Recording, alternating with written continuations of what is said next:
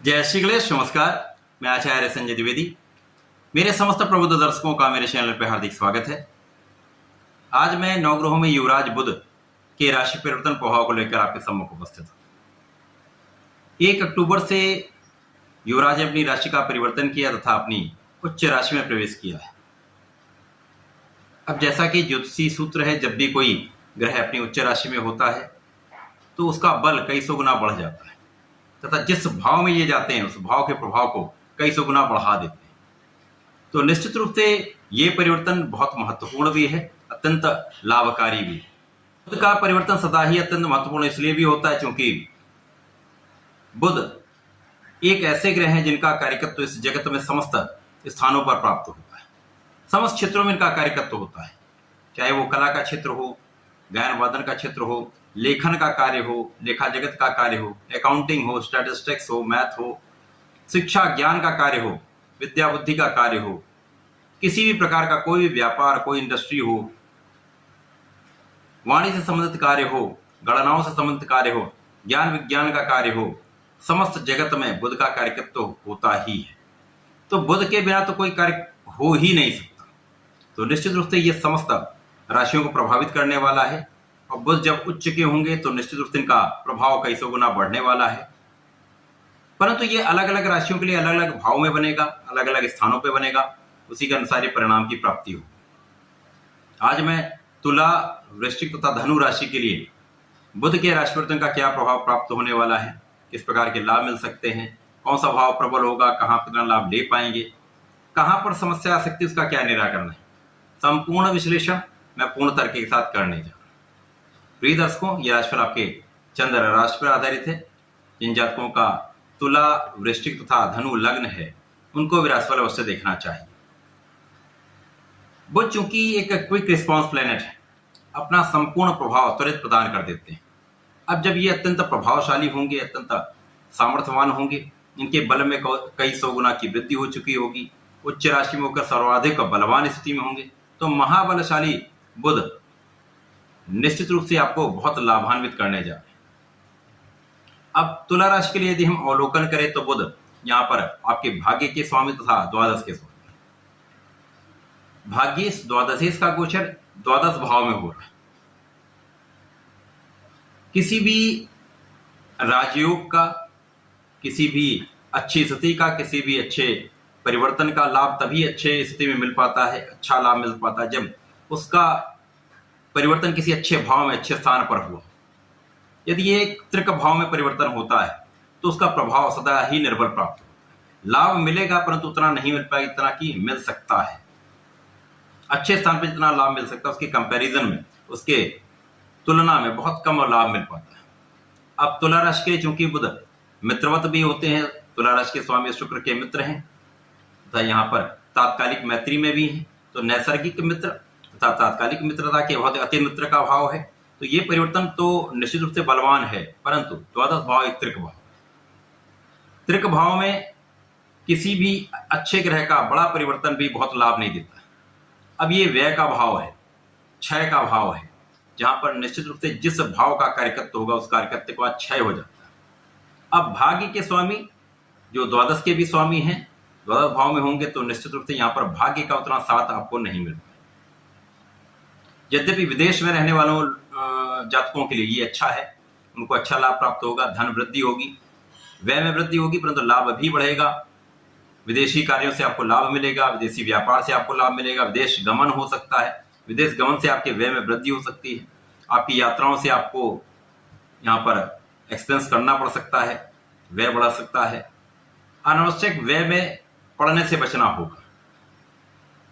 कार्यक्षेत्र आपका जैसा चल रहा है वैसा चलता रहे, कार्यक्षेत्र में कोई बड़ी नकारात्मकता नहीं दिख रही, परंतु भाग्य का साथ ना मिलने से उतना लाभ आप नहीं ले पाएंगे जितना लाभ आप ले सकते हैं।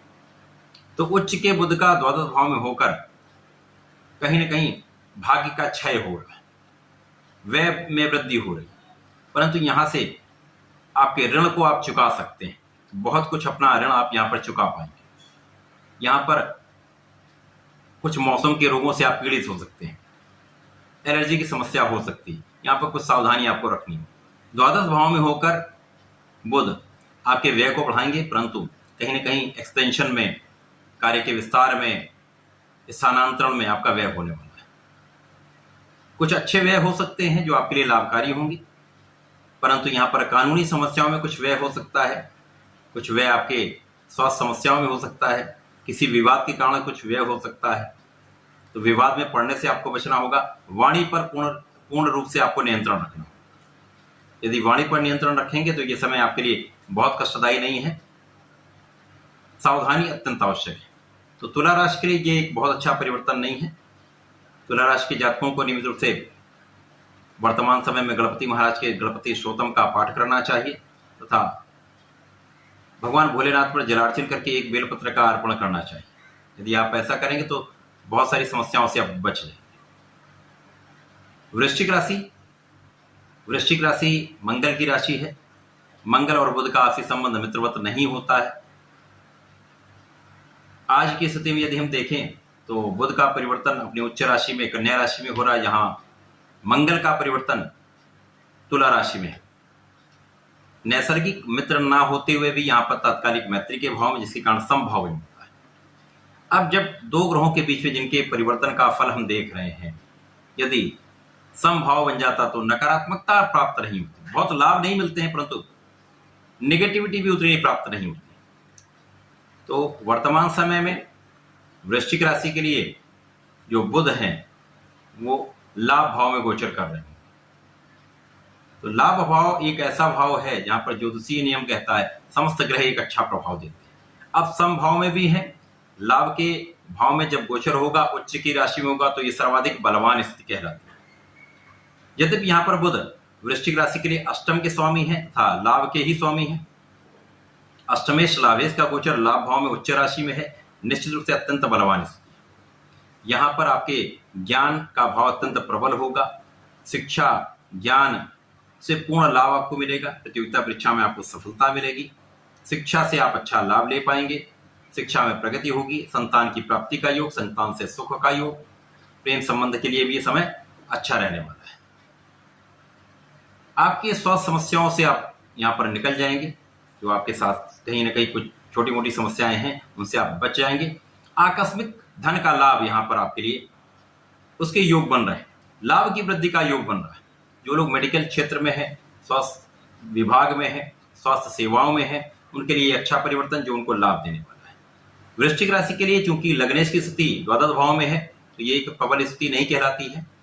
यहाँ पर कहीं ना कहीं कुछ स्वास्थ्य समस्याएं हो सकती है, स्वास्थ्य में आपका व्यय हो सकता है, परंतु यहाँ पर बुध की एक अच्छी स्थिति आपको व्यापार से, आपके कार्य क्षेत्र से विशेष रूप से धन प्राप्ति का एक योग बन रहा है। शिक्षा ज्ञान से विशेष लाभ मिलेगा। बुद्धि का भाव अत्यंत प्रखर होगा। आपका कैलकुलेशन बहुत अच्छा रहेगा। आप गणनाएं करके कार्य करेंगे, सोच विचार कर आप निर्णय लेंगे। तो ये समय वृश्चिक राशि के लिए कहीं ना कहीं एक अच्छा लाभ देने वाला है। वृश्चिक राशि के जातकों को नियमित रूप से भगवान शंकर मोचन की शरण में रहकर हनुमानाष्टक का पाठ करना चाहिए। वर्तमान समय में यदि गणपति महाराज के ओम गंगणपतये नमः का कम से कम एक माला का जप कर लेते हैं तो जीवन में अत्यंत प्रगति भी होगी, लाभ की वृद्धि भी होगी। तो ऐसा करके इसका लाभ लें। धनुराशि गुरुदेव बृहस्पति की राशि है।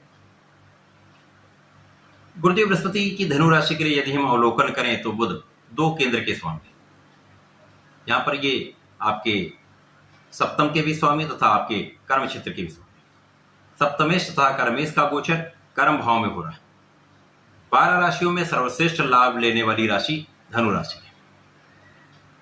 यहाँ पर दो केंद्र के स्वामी केंद्र में ही होकर, दसम भाव में होकर अत्यंत बलवान स्थिति में होंगे, जहां पर ये अपनी उच्च राशि में होकर सर्वाधिक लाभ देने वाली स्थिति है।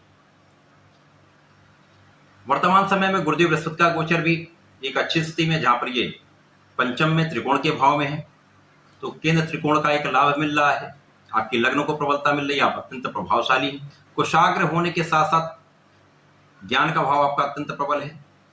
शिक्षा ज्ञान का भाव अत्यंत प्रबल होकर आपको लाभ देने वाला है। बुद्धि प्रचंड रूप से आपके लिए प्रखर रहेगी, जो आपको लाभ देने वाली होगी। आपका कैलकुलेशन बहुत सटीक रहने वाला है। आप बहुत अच्छे मैनेजमेंट करने वाले हैं, बहुत अच्छी आप गणनाएं करने वाले हैं, सटीक आपके निर्णय रहने वाले हैं। कार्य क्षेत्र संपूर्ण रूप से आपके पक्ष में रहने वाला है। पदोन्नति का योग यहाँ 100% बनेगा। कार्य क्षेत्र का विस्तार अवश्य होगा। व्यापार का विस्तार अवश्य होगा। व्यापार में बहुत तीव्र गति से आप वृद्धि करने वाले हैं। विस्तार करने वाले हैं, लाभ लेने वाले हैं, धन की मात्रा विशिष्ट रूप से बढ़ने वाली। किसी भी एक कार्य क्षेत्र में आप हैं, उस कार्य क्षेत्र का निश्चित रूप से यहाँ पर विस्तार होगा, लाभ आपको मिलेगा, सफलता आपको 100% मिलेगी। यहाँ पर बुध की स्थिति अत्यंत प्रबल है। महाबलवान स्थिति में बुध उच्च राशि में होकर आपके कार्य क्षेत्र को बढ़ाने वाले हैं, संपूर्ण सफलता देने वाले हैं, सुखों का उपार्जन कराने वाले हैं। धनु राशि के जातकों के लिए समय वाहन का योग बन रहा है, एक अच्छे भूमि भवन वाहन का योग प्रबल हो रहा है। सुख संपदा का आप अर्जन करने वाले हैं, सुखों की वृद्धि करने वाले हैं, सुख साधन की वृद्धि निश्चित रूप से होने वाली। माता पिता का आशीर्वाद मिलेगा, माता पिता से के सुखों में भी वृद्धि तथा इस समय में आपके लिए विवाह का योग संपूर्ण रूप से बन रहा है। जीवन साथी के साथ सामंजस्य अच्छा रहेगा, आपसी प्रेम में वृद्धि होगी, साझेदारी में एक अच्छा लाभ आप ले पाएंगे, साझेदारी में भी आप प्रगति करने वाले हैं, सफलता प्राप्ति करने वाले हैं। तो निश्चित रूप से ये आपके लिए एक नए अवसर की प्राप्ति कराने वाला है। कार्यक्षेत्र में एक नया पदभार मिल सकता है, नया अवसर आपको प्राप्त हो सकता है, बेटर अपॉर्चुनिटी यहाँ पर मिलने वाली। तो निश्चित रूप से एक अच्छा लाभ यहाँ पर आप प्राप्त कर सकते हैं, एक अच्छा अवसर आप प्राप्त कर सकते हैं। धनु राशि के लिए बहुत अच्छा ये समय रहने वाला है, श्रेष्ठ लाभ देने वाला है। धनु राशि के जातकों को नियमित रूप से भगवान श्री हरि के शरण में रहना चाहिए। वर्तमान समय श्री गणपति के ओम गंगणपति नमः का जाप करें। विष्णु सहस्त्र नाम का यदि प्रत्येक गुरुवार को पठन अथवा श्रवण कर लेते हैं तो जीवन में संपूर्ण सुखों की प्राप्ति होगी। तो ऐसा करके इसका लाभ लें। धन्यवाद, नमस्कार।